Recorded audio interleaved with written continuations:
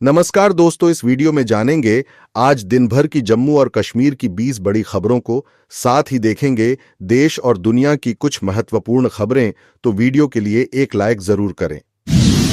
जम्मू कश्मीर के मुख्यमंत्री उमर अब्दुल्ला ने एक राष्ट्र एक चुनाव विधेयक पर कहा कि केंद्र सरकार को इस पर वह रवैया नहीं अपनाना चाहिए जो उसने 5 अगस्त 2019 को अनुच्छेद 370 को लेकर अपनाया था। उमर अब्दुल्ला ने कहा कि इस विधेयक पर हर दल की अपनी एक राय है और संसद में इस पर खुली बहस होनी चाहिए। इसी बीच नेशनल कॉन्फ्रेंस के नेता और अनंतनाग राजौरी के सांसद ने कहा कि केंद्र सरकार ने एक राष्ट्र एक चुनाव के मुद्दे पर जल्दबाजी दिखाई है। लोगों को यह पता चलना चाहिए कि एक राष्ट्र एक चुनाव को कार्यान्वित किए जाने से उनकी जिंदगी पर क्या असर होगा। उन्हें इसके लाभ हानि का पता होना चाहिए। उत्तर प्रदेश के मुख्यमंत्री योगी आदित्यनाथ ने जम्मू कश्मीर के उपराज्यपाल मनोज सिन्हा, मुख्यमंत्री उमर अब्दुल्ला और प्रदेशवासियों को 13 जनवरी से शुरू हो रहे प्रयागराज महाकुंभ 2025 का आमंत्रण दिया है। योगी की ओर से उनकी सरकार के मंत्री अनिल कुमार ने जम्मू में रोड शो के दौरान यह न्योता दिया और कहा कि ऐसे धार्मिक महाकुंभ पर कोई राजनीति नहीं होनी चाहिए। इसमें सभी धर्मों के लोगों को शामिल होकर सांप्रदायिक सौहार्द और भाईचारे की भावना को बढ़ावा देना चाहिए। जम्मू कश्मीर में रोहिंग्याओं को बसाने के मुद्दे पर भाजपा ने नेकां और कांग्रेस पर हमला बोला है। भाजपा का कहना है कि रोहिंग्याओं का संबंध आतंकियों से है और उन्हें जम्मू कश्मीर से निकाला जाना चाहिए। साथ ही भाजपा ने रोहिंग्याओं को बसाने वालों के खिलाफ जांच की भी मांग की है। बता दें कि जम्मू और आसपास के शहरों में 13,700 से अधिक रोहिंग्या हैं। जम्मू प्रशासन ने रोहिंग्याओं के बिजली और पानी के कनेक्शन काटने का अभियान चलाया था, लेकिन नेकां के मंत्री और स्वयं मुख्यमंत्री उमर अब्दुल्ला इस कार्रवाई के खिलाफ उतर आए और किसी भी स्थिति में कनेक्शन नहीं काटने देने के आदेश दिए। मंगलवार को नेकां अध्यक्ष फारूक अब्दुल्ला भी यही राग अलापते दिखे और कहा कि जब तक रोहिंग्या यहां हैं उन्हें बिजली पानी देना हमारी जिम्मेवारी है। जम्मू संभाग में अमर उजाला मेधावी सम्मान समारोह का आयोजन किया गया और इस दौरान मुख्यमंत्री उमर अब्दुल्ला ने जम्मू कश्मीर स्कूल शिक्षा बोर्ड के 10वीं और 12वीं कक्षा के 292 मेधावियों को सम्मानित किया। समारोह में जल शक्ति मंत्री जावेद अहमद राणा, खेल मंत्री सतीश शर्मा समेत शहर के गणमान्य अतिथि मौजूद रहे। अमर उजाला जम्मू 1.5 दशक से भी अधिक समय से मेधावी सम्मान समारोह का आयोजन कर रहा है। केंद्र शासित प्रदेश में जम्मू और कश्मीर संभाग में हर वर्ष 2 समारोह होते हैं। अक्टूबर में कश्मीर संभाग के मेधावियों के लिए कार्यक्रम हुआ था और अब जम्मू संभाग में हो रहा है। इसमें बोर्ड की परीक्षाओं में अच्छे अंक हासिल करने वाले मेधावियों को मुख्यमंत्री मेडल और प्रशस्ति पत्र देकर सम्मानित किया गया। कश्मीर के कई मैदानी इलाकों में वीरवार को सीजन की पहली बर्फबारी हुई। वहीं पर्वतीय क्षेत्रों में भी सफेद चादर बिछने से पर्यटकों के बढ़ने की उम्मीद है। जोजिला पास पर बर्फ जमा होने से श्रीनगर लेह राजमार्ग को एहतियातन यातायात के लिए बंद कर दिया गया है। बांदीपोरा गुरेज मार्ग, सिंथन टॉप और पूंछ के मुगल रोड से भी वाहनों की आवाजाही बंद की गई है। प्रदेश में रात के पारे में सुधार हुआ है, लेकिन कड़ाके की ठंड जारी है। मौसम विज्ञान केंद्र श्रीनगर के अनुसार 15 दिसंबर को कुछ क्षेत्रों में बारिश और बर्फबारी हो सकती है। आगामी 5 दिन तक सर्द हवाएं जारी रहेंगी। अगले 5 दिन तक कश्मीर सहित अन्य हिस्सों में सर्द हवाएं चलने की चेतावनी दी गई है। स्वदेशी लाइट टैंक जोरावर का लद्दाख के ऊंचाई वाले क्षेत्र में परीक्षण सफल रहा है और परीक्षण इस महीने के अंत तक जारी रहेगा। वहीं अगले साल भारतीय सेना के साथ उपयोगकर्ता परीक्षण शुरू किए जाएंगे। चीन के लाइट टैंकों की तैनाती के जवाब में भारत ने यह टैंक बनाया है।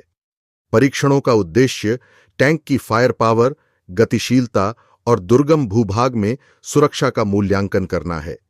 लद्दाख में जोरावर टैंक की मौजूदगी भारत की भविष्य की चुनौतियों से निपटने की तत्परता का मजबूत संकेत है, खासकर 2020 के सीमा संघर्ष के बाद। 19वीं शताब्दी के योद्धा जोरावर सिंह कहलूरिया, जो लद्दाख में अपने विजय अभियानों के लिए प्रसिद्ध हैं, के नाम पर इस टैंक का नाम रखा गया है। इसके परीक्षण रणनीतिक और प्रतीकात्मक दोनों रूपों में महत्वपूर्ण हैं। पुलिस थाना उधमपुर के अंतर्गत 8 दिसंबर को अब्दुल रशीद निवासी मेत्रा गोविंदपुरा रामबन को 3.5 ग्राम हेरोइन के साथ गिरफ्तार किया गया था, जो कि पुलिस रिमांड में था। उसे अदालत ने 14 दिन की न्यायिक हिरासत में भेज दिया है। इस अवधि के दौरान वह जिला जेल उधमपुर में रहेगा और इसकी समाप्ति के बाद उसे अदालत के समक्ष पेश किया जाएगा। पूंछ में आयुक्त सचिव खाद्य सुरक्षा एवं ड्रग्स एडमिनिस्ट्रेशन हशमत अली यट्टू ने वीरवार को अधिकारियों के साथ पूंछ का दौरा किया। उन्होंने पूंछ डाक बंगला में विभिन्न कृषि, बागवानी, समाज कल्याण, शिक्षा विभाग आदि की तरफ से लगाए गए विभिन्न स्टॉलों का निरीक्षण किया। इसके बाद डाक बंगला सभागार में खाद्य सुरक्षा पर आयोजित एक दिवसीय कार्यशाला की अध्यक्षता की। इसमें पूंछ के व्यापारियों, आंगनवाड़ी कार्यकर्ता, मिड डे मील प्रभारियों को फूड सेफ्टी मानकों के प्रति किया जागरूक किया। जम्मू कश्मीर के राजौरी में एक और हृदय विदारक घटना सामने आई है। एक 7 साल की बच्ची की संदिग्ध रूप से फूड पॉइजनिंग से मौत हो गई है। उसके 2 बड़े भाई भी इसी कारण से बीमार हैं। इससे पहले रविवार को भी इसी तरह की परिस्थितियों में एक व्यक्ति और उसके 3 बच्चों की मौत हो गई थी।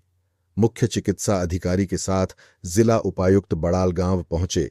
उन्होंने कहा कि गांव में विशेष चिकित्सा शिविर लगाया जा रहा है ताकि पता चल सके कि किस कारण से मौतें हो रही हैं। इसके साथ ही प्रशासन ने हेल्पलाइन नंबर जारी करते हुए लोगों को स्वास्थ्य संबंधी किसी भी परामर्श के लिए डॉक्टरों से संपर्क करने के लिए कहा है। जिला उपायुक्त अभिषेक शर्मा ने मौतों के कारणों का पता लगाने के लिए मजिस्ट्रेट जांच के आदेश देते हुए 7 दिन में रिपोर्ट देने को कहा है।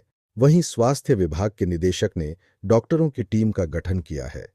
यह टीम शुक्रवार को बड़ाल गांव का दौरा कर लोगों के सैंपल लेगी। जम्मू सीमा पर ड्रोन रोधी प्रणाली तैनात किए जाने के बाद पाकिस्तान की ओर से ड्रोन गतिविधियां लगभग शून्य हो गई हैं। यह बात शुक्रवार को बीएसएफ के एक वरिष्ठ अधिकारी ने जानकारी देते हुए कही। बीएसएफ के एक अधिकारी ने कहा कि जहां तक टेक्नोलॉजिकल अपग्रेडेशन का सवाल है, हमारी सेवा विरोधियों से काफी आगे है। सीमा सुरक्षा बल ने कहा कि भारत अब वैसा नहीं रहा है। आज नई तकनीक है और अत्याधुनिक हथियार हैं। पहले भारत के पास पुराने जमाने के हथियार थे। उन्होंने कहा कि सेक्टर एक संवेदनशील सीमा है जिस पर जमीनी स्तर पर जवानों और उन्नत प्रौद्योगिकी के माध्यम से 24 घंटे निगरानी की जा रही है, जिसका ध्यान सीमा पार से घुसपैठ न हो, इस पर है। एनआईए ने जम्मू कश्मीर समेत 8 राज्यों में 19 ठिकानों पर छापेमारी की है। जैश-ए-मोहम्मद से जुड़े आतंकी फंडिंग के मामले में यह कार्रवाई की गई है। एनआईए ने बड़े पैमाने पर दस्तावेज, मोबाइल, पेन ड्राइव, सीडी और हार्ड डिस्क बरामद किए हैं। इस मामले में पहले ही एनआईए ने अक्टूबर में एफआईआर दर्ज कर शेख सुल्तान सलाहुद्दीन अयूबी को गिरफ्तार कर लिया था। अयूबी असम के गोलपाड़ा का रहने वाला है और जैश-ए-मोहम्मद के इशारे पर वहीं से आतंकी फंडिंग और युवाओं को कट्टर बनाने का नेटवर्क चलाता था। जम्मू कश्मीर में रियासी, बड़गाम, अनंतनाग और बारामूला जिलों में 7 स्थानों पर छापे मारे गए। देश में आतंक के नेटवर्क को फिर से खड़ा करने में जुटा शेख सुल्तान सलाहुद्दीन अयूबी कई बार जम्मू कश्मीर का दौरा भी कर चुका है। सुरक्षा एजेंसियों से जुड़े अधिकारी ने बताया कि वह जम्मू कश्मीर में कई लोगों के संपर्क में था और सीमा पार भी लगातार बात करता रहा है। जम्मू कश्मीर के कुलगाम में एक भीषण सड़क हादसे ने 2 लोगों की जान ले ली। सेब से लदा ट्रक अनियंत्रित होकर पलट गया, जिससे चालक और एक अन्य व्यक्ति की मौत हो गई। 2 लोग बाल बाल बच गए। पुलिस ने मामला दर्ज कर जांच शुरू कर दी है और घायलों का इलाज भी जारी है। जानकारी के अनुसार ट्रॉलर के चालक के नियंत्रण से बाहर होने के दौरान ही उसमें से 2 लोगों ने कूदकर अपनी जान बचा ली, लेकिन चालक व ट्रॉलर में सवार एक अन्य व्यक्ति ऐसा नहीं कर पाए और वह ट्रॉलर में ही फंसे रह गए। जम्मू कश्मीर में आरक्षण नीति को लेकर उठे विवाद को देखते हुए सरकार ने 3 सदस्यीय कैबिनेट उपसमिति का गठन किया है। समिति की अध्यक्षता समाज कल्याण मंत्री सकीना इट्टू करेंगी। उपसमिति आरक्षण नीति से जुड़ी शिकायतों की जांच करेगी और अपनी रिपोर्ट मुख्यमंत्री उमर अब्दुल्ला के नेतृत्व वाली कैबिनेट को सौंपेगी। हालांकि इसके लिए कोई समय सीमा तय नहीं की गई है। बता दें कि मुख्यमंत्री उमर अब्दुल्ला की अध्यक्षता में 18 दिन पहले हुई कैबिनेट बैठक में कैबिनेट उपसमिति के गठन का फैसला लिया गया था।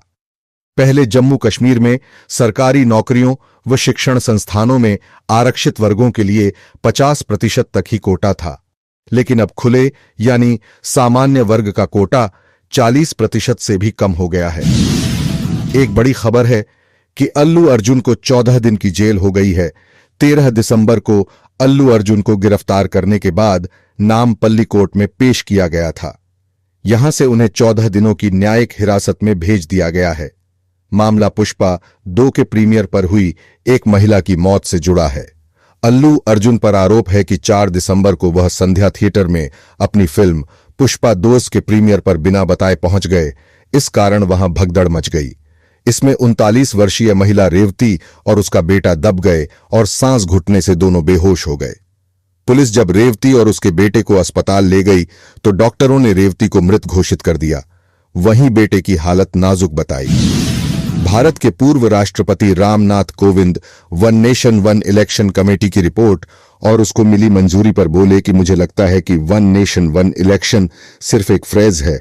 इसका सही अर्थ यही है कि देश में 1952 से 1967 तक लोकसभा और विधानसभाओं के चुनाव एक साथ ही होते थे, बाद में बदलाव हुआ। उन्होंने कहा कि देश में लोकसभा और विधानसभा के चुनाव एक साथ होने चाहिए। इसकी उपयोगिता और इसके फायदे बहुत हैं। पूर्व राष्ट्रपति ने कहा कि संविधान में लोकसभा, विधानसभा, लोकल बॉडीज और पंचायतों के चुनाव के बारे में कहा गया है और ये चुनाव होते हैं। ये सभी चुनाव अलग अलग वक्त पर होने के दौरान 5 साल में 4 साल इसी में निकल जाते हैं। मतदाता अपना वोट गवर्नेंस के लिए देता है, चुनाव लड़ने के लिए नहीं। दोस्तों, यही थी आज दिन भर की कुछ महत्वपूर्ण बड़ी खबरें। मिलते हैं आपसे नई वीडियो के साथ, तो सब्सक्राइब जरूर कर देना। जय हिंद।